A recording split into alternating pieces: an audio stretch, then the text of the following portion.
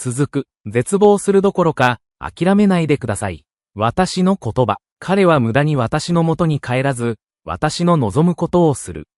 イザヤ書55章11節。シャローム、主イエス・キリストの愛する友よ。私たちは肉体的にも、心的にも、精神的にも、多くの挫折を経験したかもしれません。私たちも、失敗したと言いました。確かに失敗できるのは私だけですが、神は決して失敗しません。神の心を喜ばせるというあなたの決意を決して諦めないでください。最も頑固な人々でさえも、神の、はいと、アーメンの約束の方向へ変える力があることを理解しましょう。私たちを本当に自由にしてくださるキリストの犠牲に焦点を合わせ続けることで前進しましょう。多くの元滞在人は、私を見捨てないでくれてありがとう。あなたの忍耐のおかげで私はこうなったのですと静かに言いながら悔い改めました。神は、神のもとに来るすべての人に、必ず豊かな許しを与えてくださいます。イザヤ書55章7節。神の力強い言葉は変化をもたらし、イザヤ書55、11、男性と女性の両方を罪の牢獄から解放します。ヨハネによる福音書8時32分。問題は、あなたは、決して変わらないだろうと思う誰かを諦めようとしていませんか？絶対に諦めないでください。諦めることは失敗を意味しますが、神は決して失敗しません。続く、トムはミシガン州マスケゴンの刑務所牧師のための年次晩餐会で証言した。彼はキリスト教徒の家庭で育ったが、後に反抗して福音を拒絶したと証言した。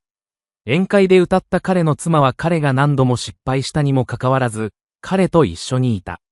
私は、バハテラ・ラジャワリヌサンタラ、バラヌスのクリスチャンス・ハルト氏を招待し、美しい年齢の家族、ケシやバハテラ歌詞の賛美に同行し、以下の称賛をあげます。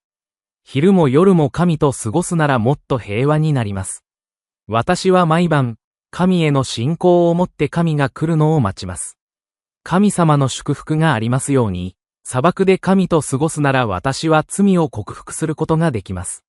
昼も夜も神と過ごすなら私は汚れから清められ、純粋になります。トムがイエス・キリストに完全に服従し、彼の人生が変わるまで、忠実に彼に付き添った刑務所の牧師がいました。トムは神の僕たちに思い出させて、こう言いました。フラストレーションを増やすことがいかに愚かで頑固なことであっても、私のような人々への奉仕を続けてください。アーメン。今日のインスピレーション。誰かを諦めるのではなく、その人を神に委ねなさい。